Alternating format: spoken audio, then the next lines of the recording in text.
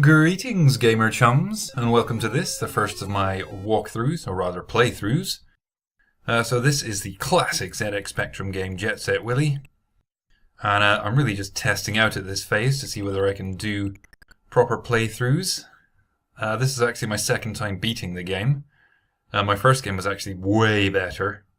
I blundered a few times on this game, but unfortunately I didn't record the first playthrough.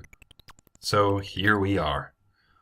You'll notice I do sometimes take a bit of a devil-may-care approach to some of the screens. Like there, for example, the top landing, just run in and go for it instead of pacing myself. You'll also see that some of the techniques I use to do some of the screens I learned from a guy called Jeff Neal. Jeff Neal does Spectrum playthroughs. They're really awesome. Does a lot of commentary on his videos, and I learned a few tricks from him. My way of doing this screen I kind of devised by myself, which is to go straight in, just grab the object and then straight out again instead of waiting. I guess speedrunners probably do it that way as well. I don't know, has anyone done a speedrun of this game? Probably. So anyway, like I said, I did make a few stupid ass mistakes when I was playing this one. But luckily not in any of the really tough rooms like this one. I mean, the Nightmare room isn't the worst. It's thanks to Jeff Neal that I learned not to fear this room. A lot of the platforms you'll never actually use, which is good. So this is what you do. Leave the screen, come back in to reset the patterns, and then you just go for it. So leap, leap, leap again. Pixel perfect, you got to stand right there. And then you can get over, you don't even have to hit the conveyor belt. I did on that occasion, but it doesn't matter. And if you're quick enough, you can just leave. And that's it, the Nightmare room is super quick. Not the worst, not by a long shot. So now I'm heading down to the kitchen's main stairway. I don't know what voice I was doing there. So you just have to be patient on this one, wait for the right pattern to emerge. It's not that long a wait, really. That little purple beastie up there doesn't really have any effect on you. I mean, you never go to that part of the screen. Quite a few screens, actually, in which big sections of it are kind of redundant, like you don't need them. You don't go anywhere, they're just sort of red herrings. And if you've never played this before, it can really throw you off because you have no clue. So that takes care of that. Not too difficult. Now, if you look at Jeff Neal's playthrough, and I do recommend going to his YouTube channel, it's pretty cool. He's already gone up to the banyan tree. He does this bit later on. I prefer to just get it out of the way, clear the banyan tree, and then move on.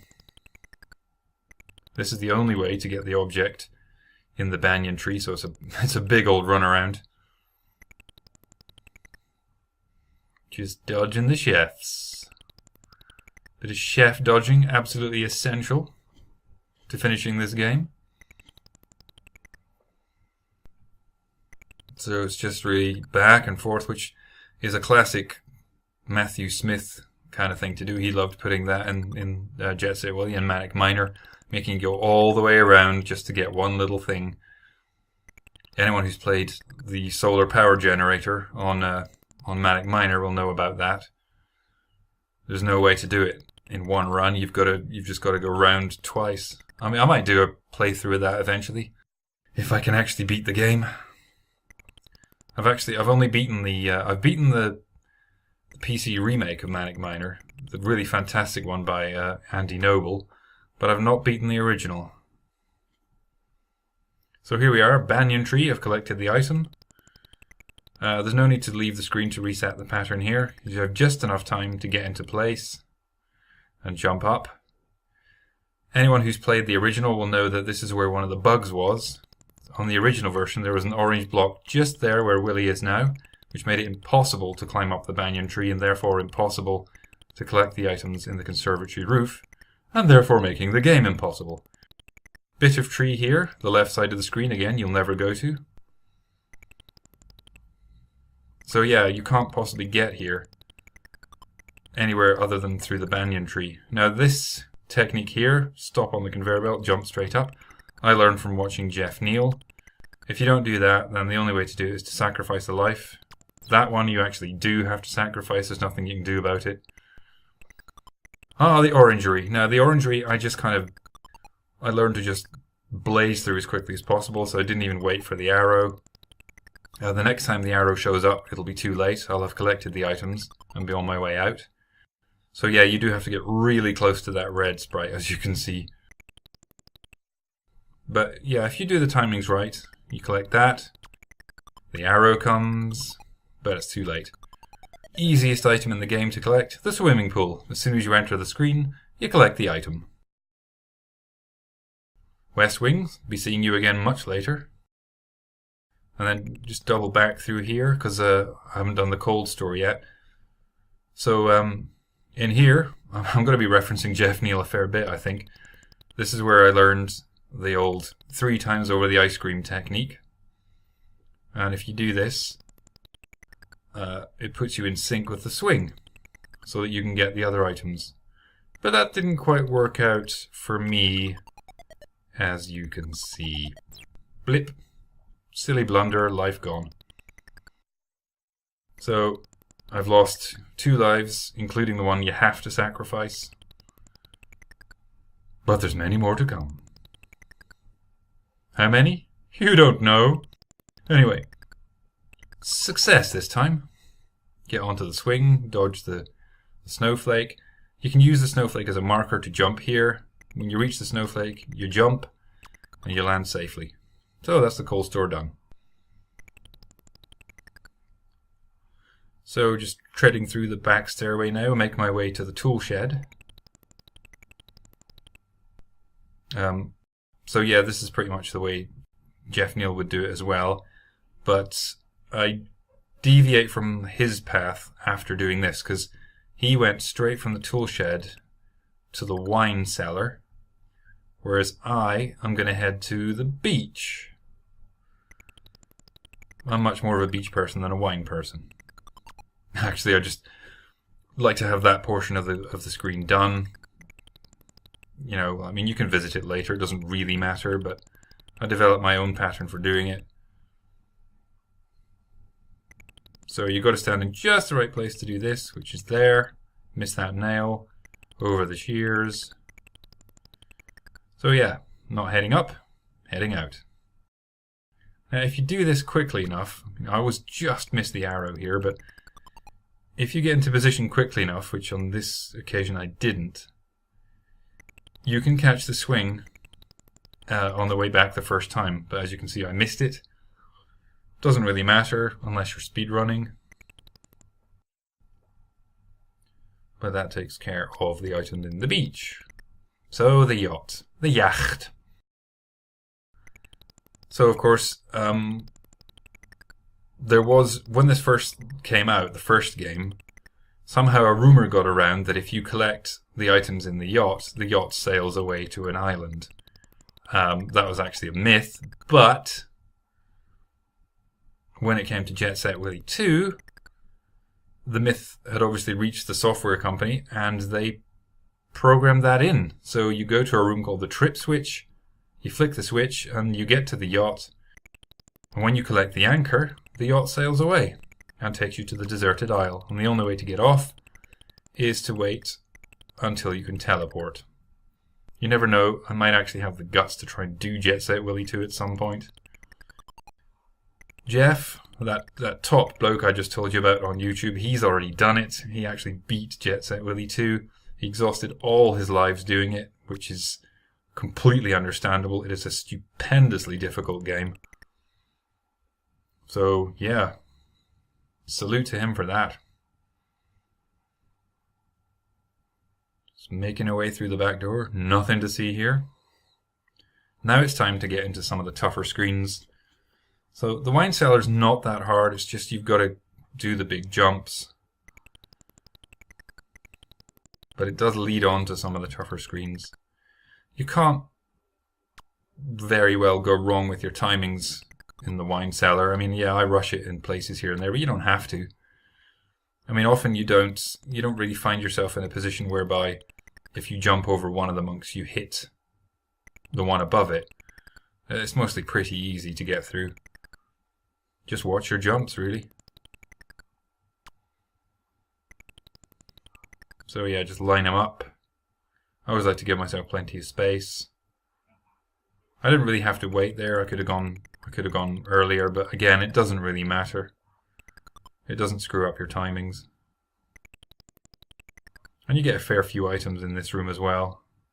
There are, by the way, 83 items in the whole game, and unlike Jet Set Willy 2, you do have to collect all of them. In Jet Set Willy 2 there are 175 items, but you only have to collect 150 to actually beat the game, which is quite a reasonable concession given the level of difficulty involved. So see what I do here, I chase the saw instead of just waiting for a safe spot, just go over it. I do like to rush things sometimes, which is silly. Okay, speaking of rushing, so I go straight into the Forgotten Abbey. I don't wait for a special timing or anything. I discovered a way of doing it, which was to just kind of rush headlong into it. Stand right there. Wait for those two monks to reach the two red things, and then jump. And then that sets up that timing there, and it not only sets up that timing there, but once you've collected the item, the whole pattern has restarted. So you're ready to jump over the monks at the bottom, which you do by, you can gauge where they're going to go by the lettering in the name of the Forgotten Abbey. You see that blue one, it'll go to the first O and then turn round, and to the capital A. Once you learn that, this room is not that hard, but when I was a kid this was an absolute killer. It got me every time. So a security guard is risky but not terribly difficult, especially not from underneath. But we are heading into dangerous territory now. So this is kind of, we are in the worst portion of the game, the hardest portion of it. Getting into under the drive isn't that bad. It's the getting out again that kills you. Tree route, yeah, not so bad. Not terrible. I remember thinking as a kid that for some reason that long yellow platform was a conveyor belt, but it's not. I mean, geez, that would be hard if it was.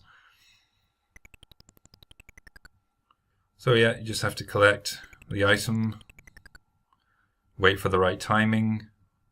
I'm not sure how many goes it took for me to figure this out. Not that many, I don't think. Because that platform isn't a conveyor belt, doesn't really matter. You can just keep jumping over the rabbit, but let's face it, the fewer times you have to do it, the better. And you just wait for the, I think that's meant to be like a razor blade, wait for it to hit the bottom and go. Now this next screen you have to get a pixel perfect jump, and you're on a conveyor belt, so if you go wrong there, then this last jump will take you off the edge of the platform and you'll lose a life. But if you jump one pixel too early, you hit the roof and then the purple thing just kills you. So amazingly, I got out of there in one go. And I think I barely did this, just got out of the way in time. Because that last blue thing on the left goes slightly lower than the other one, so it does hit you.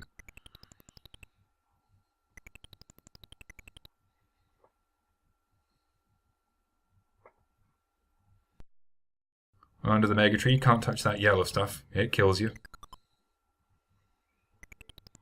So yeah, you can sort of get reasonably far, but I mean there's no point in rushing it. That you don't want that pig to get you. Stand in the center of that platform is the best place, and then you jump over.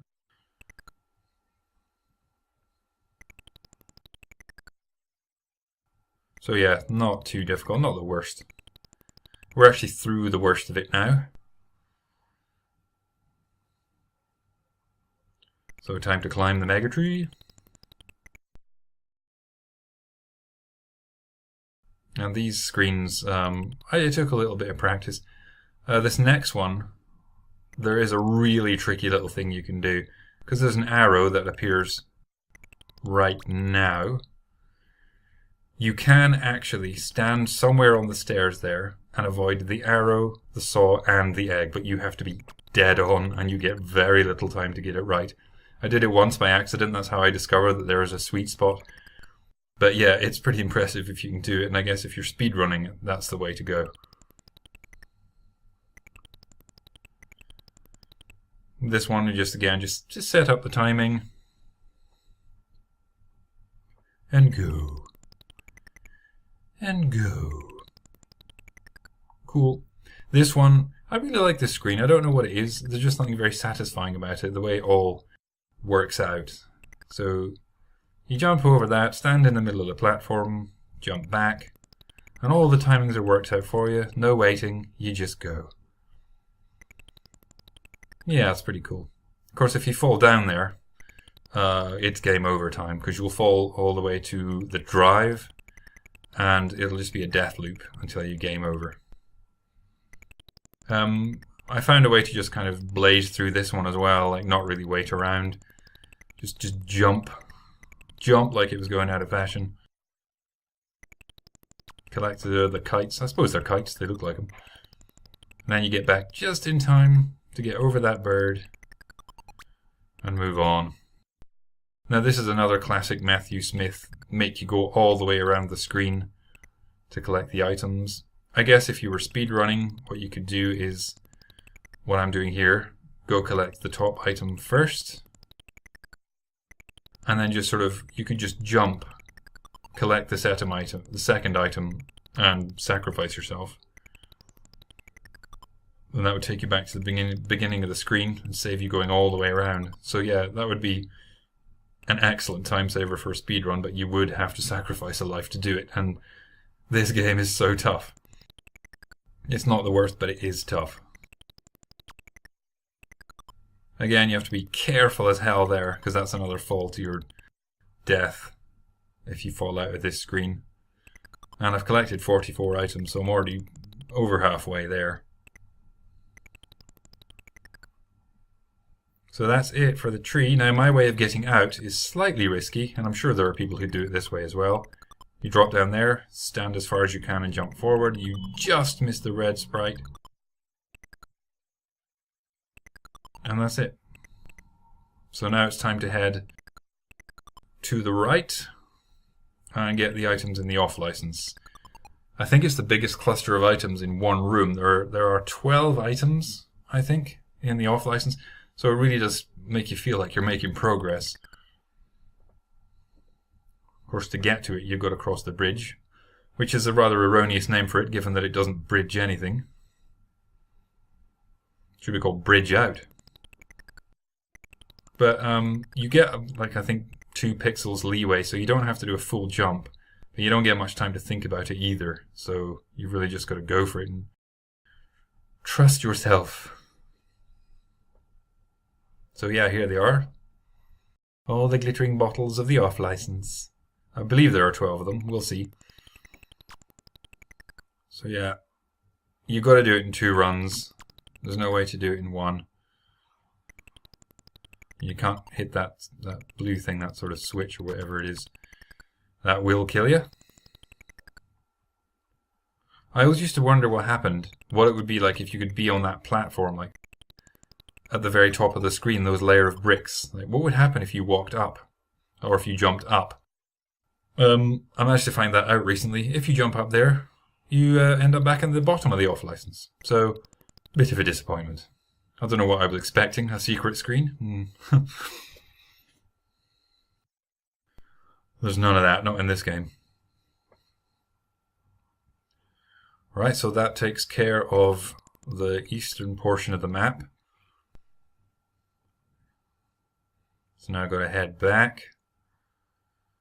So yeah, just remember that last blue thing, that last blue enemy there goes just a little bit lower than the others, so it kills you if you stand under it. So you have to stop there. Quite clever really, because you just can't quite see it to the naked eye, not until it actually hits you.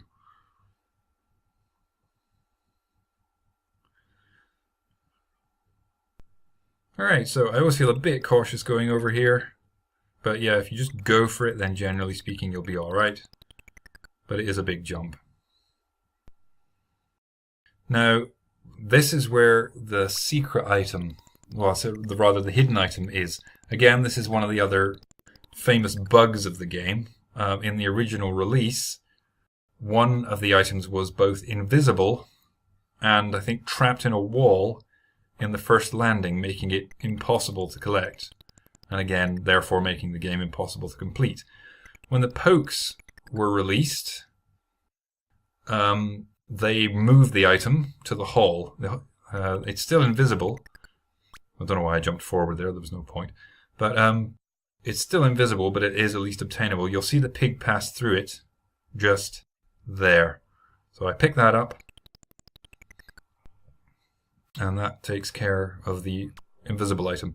There are versions of the game, which I definitely played as a kid, in which that item is both visible and moved to the bathroom. So you pick up, in some versions of the game, you pick up 2 taps right at the start instead of 1. We'll come to the most famous bug in a little while. So now it's time to go up, to ascend to the very heights. Well, actually not the very heights. The very heights of the game come later. Oh, see, that was a blunder. That was a dumbass thing to do. I jumped far too early. And that was just one of the things that prevented me from completing this game earlier, was just really silly screw-ups like that.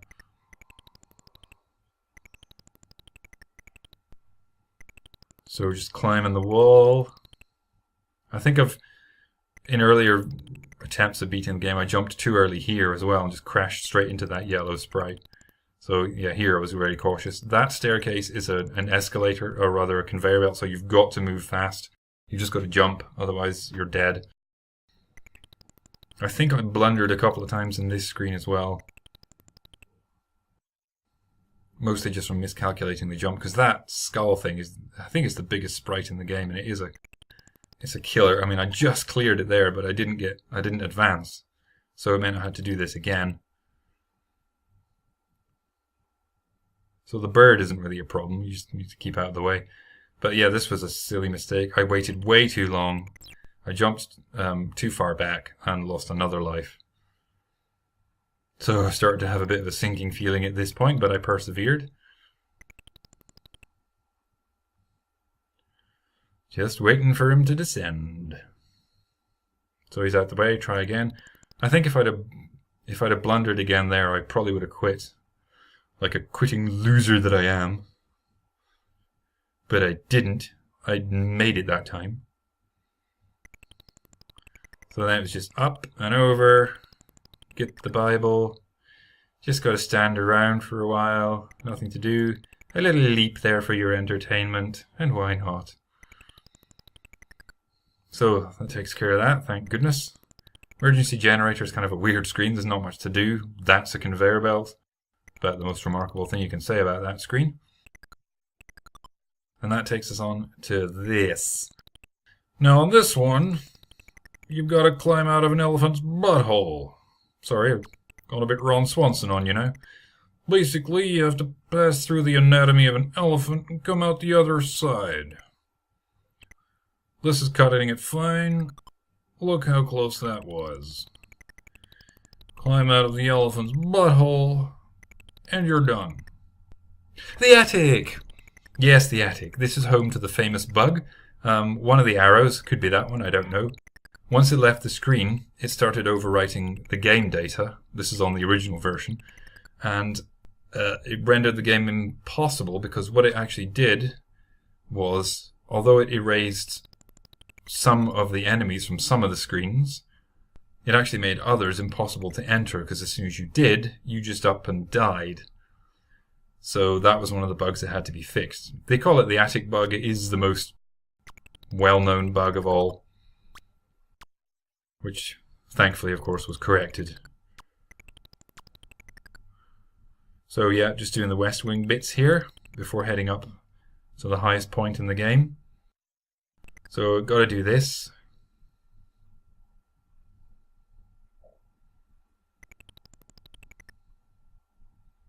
Not too difficult really. Just over the birdie and in. So this next screen, again, The leftmost portion of the screen you don't use at all. It's completely superfluous. Same with the above the west bedroom. All you need to do is collect the item. Whatever you do, don't touch the underside of the stairs. They kill you. But yeah, you don't have to ever go down there to the left, so that's it done. Wait for the arrow in here. And leap. Leap. Leap. Leap again. Leap to the end. That was an embarrassing voice. So yeah, time to head up to the roof.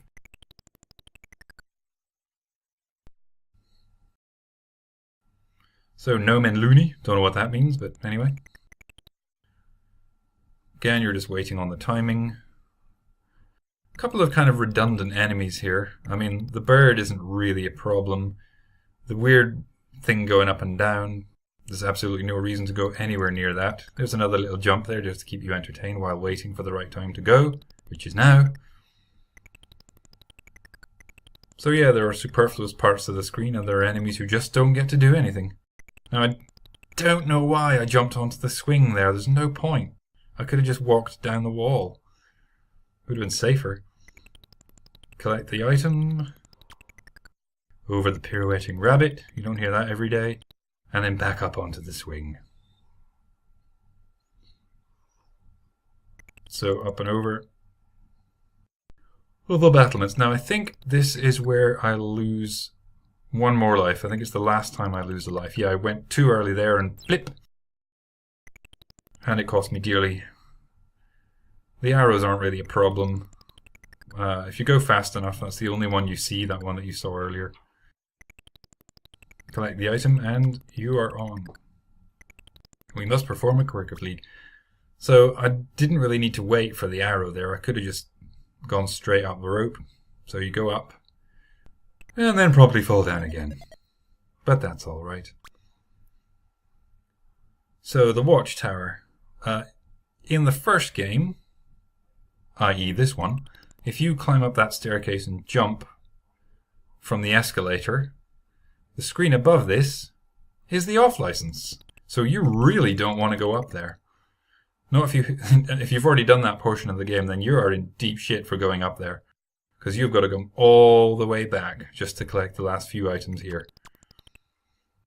Of course, in the second game, you have to go up there because instead of taking you to the off license, it takes you to the rocket room. And then you can start doing the space portion of the game. I played it quite safe doing this screen. Like, I mean, I probably could have rushed at it, but I didn't. I was very cautious. Because I'm really close to the end of the game. There's only 12 items left. So under the arrow. Always looks like you're not going to make that jump. So yeah, again, this is not really a problem. You always worry about the arrows, but once that second one is gone, you can just go for it. Over that guy, the green guy is so slow. Same here, I mean, that green guy there has just got no chance, the poor guy. Look at him. Okay, so highest point in the game is this. This is the highest drop in the game. Sometimes as a kid I just couldn't resist it. Walk up the flagpole and just drop off the end. You fall all the way past the priest's hole, the east wall base, and then crash land in Ballroom East. Which is where we're about to go now, because you collect those two items and ping! Ballroom East. Takes you right down, which is good because you really don't want to have to walk all the way around the map just to get back here again. That would be hard as hell and actually a bit tiresome. So there are the last items in the game. Don't know why I picked those two up like that, there was no need. Now I think I screwed up the timing here. I went too late and I realized when I got to the end. Retreat. I've now collected all the items in the game. So go out, reset the pattern. Wait for the pirouetting rabbit to return, go on its second journey to the left, and then follow it. And that's how you get under it. That's how you get under the blue guy. So that's it now. There are no more items anywhere in the game. All I've got to do is make my way to the master bedroom. As a kid, I dreamed of seeing it without Maria blocking the way, and I just thought it would never happen. I thought I could never possibly do it. But you clear the last obstacle, which I guess is passing under that razor blade, and she's gone! She's gone! So you pass through. Yay! Celebratory jump. Touch the bed, and for some reason, Willy has the ability now to sort of skate, just sort of slide on his heels all the way to the bathroom, right back where you started, and bleh, that is Jet Set Willy. Thank you so much for watching.